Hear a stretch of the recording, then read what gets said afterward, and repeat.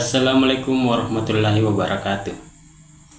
Perkenalkan, nama saya Wahidi Ramadan dengan NIM 2402125000005.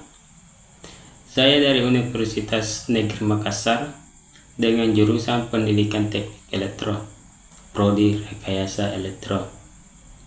Di sini saya akan menjelaskan beberapa tentang kode etik praktik teknik elektro. Nah, apa itu kode etik? Kode etik adalah tingkah laku atau perilaku dan perbuatan manusia dalam hal yang dianggap baik atau buruk menurut sudut pandang manusia lain. Mengapa kode etik itu sangat penting bagi teknik elektro?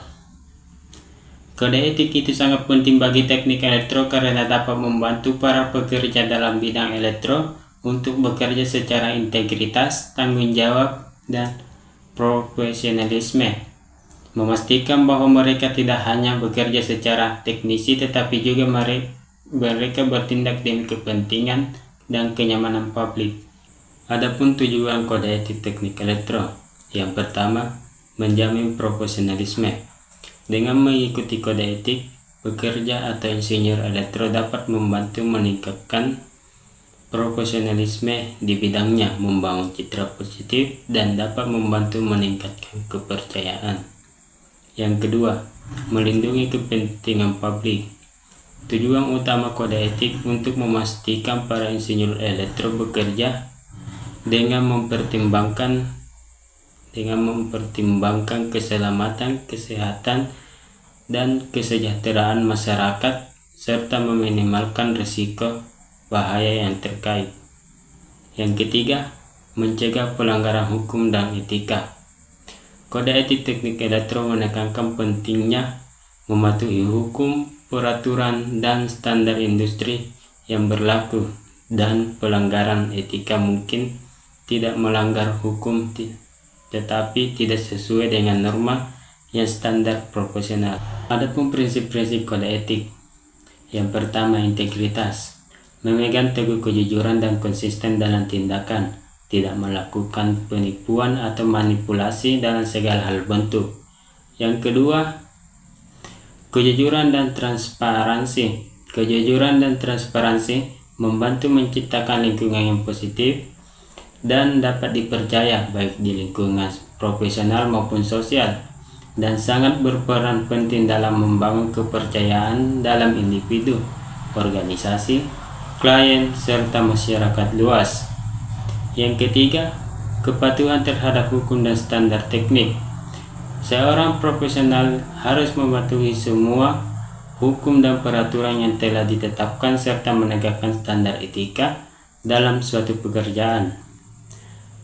Dan kepatuhan dalam standar teknik ialah mematuhi standar teknik yang berlaku,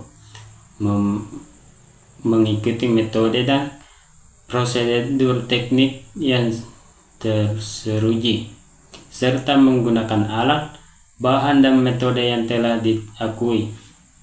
Adapun tanggung jawab yang harus kita ketahui, yaitu tanggung jawab terhadap masyarakat, tanggung jawab terhadap profesi, dan tanggung jawab terhadap klien dan rekan kerja. Di dalam tanggung jawab terhadap masyarakat, ada beberapa yang harus kita ketahui, yaitu mementingkan keselamatan publik. Keselamatan publik menjadi prioritas utama seorang profesional. Artinya, seorang profesional harus meningkatkan keselamatan dan keamanan publik sehingga dapat menghindari potensi bahaya atau risiko yang dapat merugikan masyarakat luas. Yang kedua, meminimalkan dampak lingkungan. Meminimalkan dampak lingkungan bertujuan untuk menjaga keseimbangan ekosistem, melindungi sumber daya alam, dan mendukung keberlanjutan bagi generasi mendatang. Profesional diharapkan untuk mengambil tanggung jawab dalam menjaga kelestarian lingkungan, melaporkan potensi bahaya. Seorang profesional harus segera melaporkan potensi bahaya ketika terjadi masalah teknis dalam melakukan suatu pekerjaan serta mengevakuasi lingkungan sekitar. 3. Tanggung jawab terhadap klien dan rekan kerja. Adapun yang harus kita ketahui terhadap klien dan rekan kerja. Yang pertama, kerahasiaan informasi.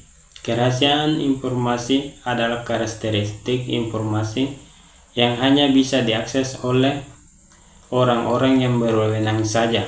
Kerahasiaan informasi bertujuan untuk melindungi informasi seperti nomor kartu kredit, jaminan sosial, nomor SIM, dan alamat. Kejujuran dalam komunikasi. Kejujuran dalam komunikasi adalah aspek yang sangat penting dalam menjaga hubungan antar individu, baik ruangan lingkup pribadi maupun profesional.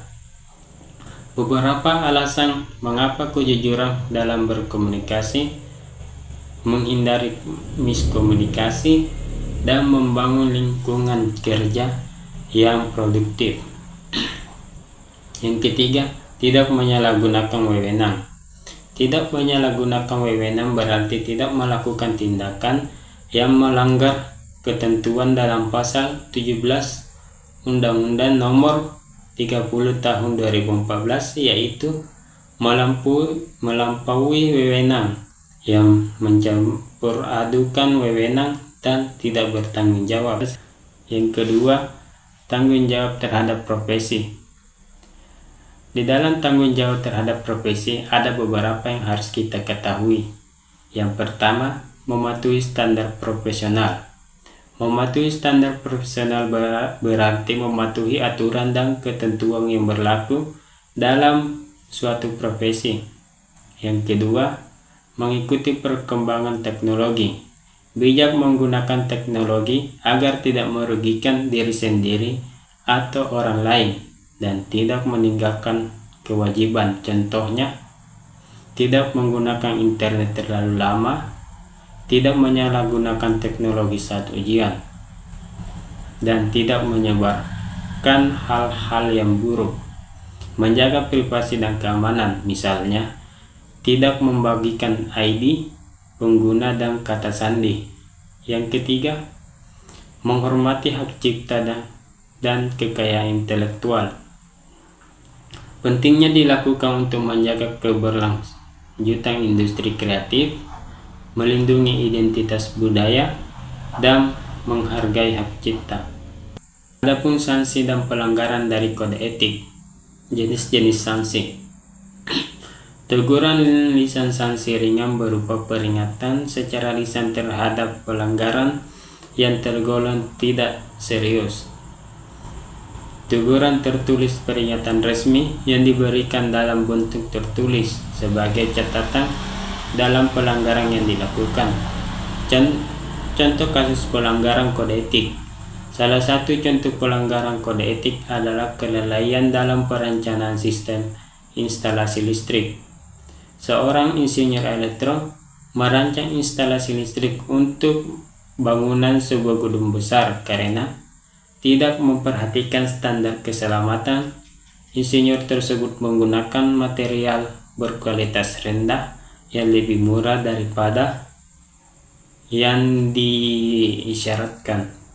Akibat terjadinya kebakaran pada instalasi karena adanya hubungan singkat pada instalasi tersebut. Maka itu disebut sebagai pelanggaran kode etik karena tidak menjaga keselamatan publik dan tidak mengikuti standar teknisi yang berlaku. Sekian dan terima kasih. Wassalamualaikum warahmatullahi wabarakatuh.